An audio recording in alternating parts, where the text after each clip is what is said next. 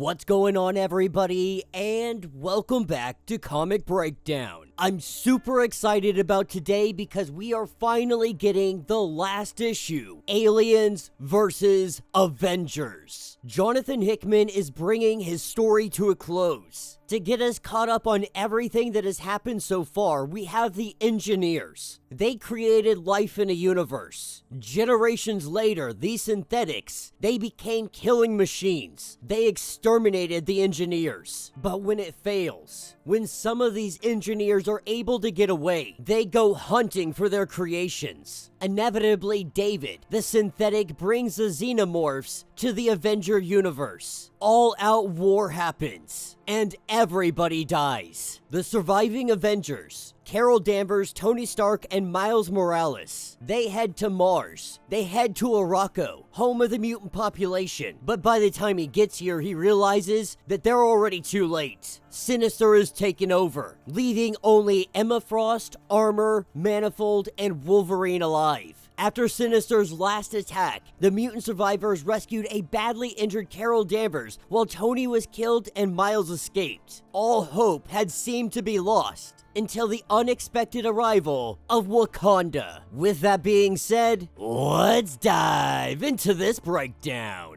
Alright gang, our story starts us off at Bar Sinister. What we know about Sinister so far is that he has been trying to manipulate the genes. We all know Sinister, he's all about adding abilities to himself, making himself the strongest godlike being he could ever become. Gene splicing is his thing. So when introduced to facehuggers, the life cycle of Xenomorphs, of course he became intrigued. The way he protected himself is that he has an egg in his chest. Him and every one of his clones. The day has finally come for those eggs to hatch. And as it bursts out of his chest, as it begins to eat Sinister, we see the towering red Xenomorph. The Sinister Xenomorph has come to life. Within 24 hours, this monstrosity is leading the other Xenomorphs, now having control over all of them. This Sinister became their queen. The goal here is for every single one of the clones to also hatch a queen, for all of them to become the commanders. But this is where we see our Sinister queen. He turns on all the other clones. He turns the Xenomorphs on all of them. This Sinister queen has no intention of sharing power. This is what hops us over to Wakanda. We all know that Wakanda took to the stars, a space program that nobody even knew about, not until the day they took to the stars. This galactic empire spread. They expanded, having everything they need. They started making gateways, corridors between worlds, eliminating the need for interstellar travel. This gave Wakandan society the ability to thrive across solar systems. Stargates were the linchpin of Wakandan life, but they were also the key to Wakanda's death. When an affected man walked through the gateway, the chest burster popping out. The Empire's interconnectedness, it meant that a single seed world, it could easily infect and spread the Xenomorph plague across the entirety of Wakandan space. As they poured through the gateway, one world became two, two became four. 4 brought on the fall of the Empire. At the height of Wakanda, there were 57 worlds, countless outposts. By the time Emperor T'Challa returned, 2 worlds remained, and both were losing their wars. The Emperor returned, blades drawn, the good fight was engaged. But the unwinnable war, it began and it ended, not in a wave of Wayland parasites. The end of Wakanda was engineered. This is where we see on the horizon the engineers. They had been busy in the universe cleansing it. They were making microscopic black holes, so small and so quick it's almost imperceivable, just long enough to erase an infected world from existence completely. The black hole sucks it all up and rids the universe of that world. This is a cleansing, and it's definitely one hell of a way to get rid of Xenomorphs. So when they came for Wakanda, Wakanda shot them right out of the mother flippin' sky. He learned firsthand who they were. He learned their truths at the end of a sword. He learned their lessons, and one thing he took away from them: save what you can, burn the rest. This is what takes us to current day on Mars. T'Challa and his team are dropping in, giving his condolences to Tony Stark. He informs the other that the Wakandan Empire, it's fallen, the same fate as everywhere else in this universe. But they know the truth. Victims of the insanity of creator versus creation, driven to destroy each other, trapped in a mad dance, one that extends beyond one universe and has no clear winner. This is when they detect the motion. This is where they see the Xenomorphs moving in on their position. This is where they see Queen Sinister. That's when T'Challa tells his ships to open fire. All of his men unload everything that they have, but they can only fire so close. Right now, they're out in the open, and there is a sea of Xenomorphs. Their best bet is to move to the ship and then nuke the entire planet. Both Emma and Wolverine, they're not running. They see Sinister, and they just couldn't live with themselves if they left here and he was still alive. Asking for the Wakandans to give them cover, Manifold opens up a portal and drops them in. Drops them right on top of Sinister. But when Wolverine goes to drive in his claws, our Queen Sinister bamps out of the way. Our gene-splicing Sinister. He is not just a Xenomorph. He is not just Sinister. He has made himself a Crimea of the highest order. He has spliced in the abilities of Nightcrawler, and most definitely we can assume other individuals. So when Wolverine charges in, he bamps again, but this time, he bamps inside of Armor's ability, inside of her protective bubble, and it pierces the back of her brain, dropping her dead right there on the ground. The Queen Sinister just smiles, turning its attention to Emma Frost. Wolverine bleeding, acid all over his body. It appears that this fight is already lost. So when Sinister charges in, that's when Carol makes her move, telling T'Challa to get his people out of here. She is done running. We see Captain Marvel. She goes nuclear for the last time with this massive explosion. Left in the wake is nothing but Xenomorph bodies. But rising up from the ashes is our Queen Sinister, appearing to have the skin of Colossus. They can already see more waves of Xenomorphs on the way. T'Challa knows that there's no stopping this thing. There is no stopping this wave. He tells everybody to fall back.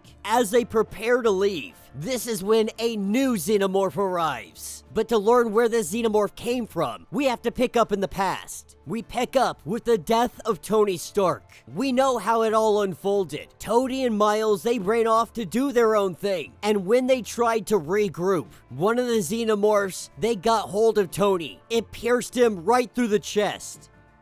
Tony knows he's not gonna make it, which means Venom knows what he's supposed to do. This is where we see Venom leave Miles and attach itself to Tony Stark. Venom seems to be one of the few things that is counter to the Xenomorphs, with Tony having one of the chest bursters inside of him. Venom grabbed hold. He became symbiotic with that little embryo building up in his chest, so that when it hatched, Venom had full absolute control, and Venom knows what to do. He goes in on Queen Sinister. Without hesitation, these two start to duke it out. As they fight, Colossus obviously using the bamfing, teleporting behind Venom, reaching through him, pulling him apart, ripping him in half. Queen Sinister straight takes him out, or so he thinks. But while he killed the body, the symbiote is very much alive. Grabbing hold of Queen Sinister, it takes over. It grabs hold, completely embodying until it bursts out of Sinister completely. And with this, the next Alpha is born. Emma thinking like, Alpha of the species, that is definitely one way to sort things out. But now what? What do we do now? This takes us to 1 month later. They've learned everything they can, from engineer to synthetics to the Xenomorphs. Sitting over a black hole deciding what their next actions are going to be. Tony Stark's helmet is hooked up. These are his last words. As he records this, Tony Stark is dying. He also has death growing inside of him. For him, this is strange. He's been obsessed for so long with plans of survival that he never allowed himself to think about the end. But now that he's facing it, there is some relief in knowing that he denied death's embracing this for so long. He spent his life building things, making things. But everything that humankind was seeking to leave behind made ash in the mouth of an alien parasite. He died fighting this. Instead of surrendering, instead of accepting hopelessness and defeat, he hopes that they will do the same, to seek out that evil, to stand against it, in other times, in other universes. Avenge all our fallen brothers and sisters. Avenge all of our fallen worlds. And if I'm not asking too much, avenge me. And that will be the end of this series. Let me know what you guys think down in the comments. Jonathan Hickman leaving this room open for more story. But ultimately, we see this Marvel universe get completely obliterated. So much so that only a handful left in humanity are surviving. But having the capability to travel, it appears that they're gonna go seeking out throughout the universes any sign of Xenomorphs and wiping them from existence. And Jonathan Hickman really did bring it. An amazing story. Carol Danvers straight blowing herself up, though I would argue her explosion would probably destroy the entire planet, but for the sake of argument, let's just say it's a small detonation.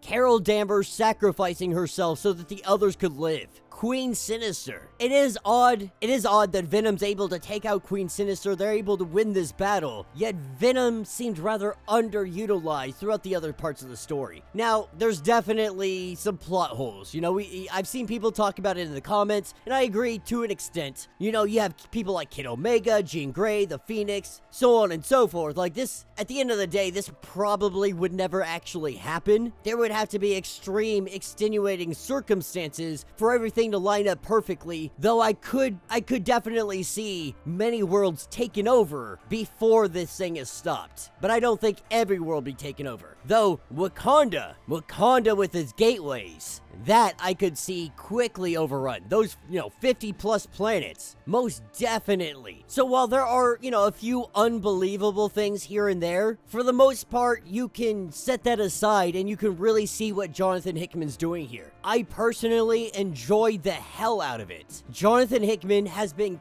killing it over at Marvel, and I cannot wait to see what he's gonna do next. But let me know what you guys think. Let me know your thoughts. Let me know your theories. If you want to get caught up on everything going on with this series, go ahead, check out the link in my description as well as the top of this video. It's gonna get you caught up on everything going on with Aliens vs. Avengers. If you would like to support the channel, you can always do so by joining the channel membership. Much like Patreon, having multiple different tiers, from $1 to $50, from loyalty badges to comics every single month. Not only are you helping out the channel tremendously, you are getting tons of perks in the process. If you're unable to do this, please do me a favor, subscribe to the channel, like this video, hit that notification bell, and with that being said, until the next breakdown.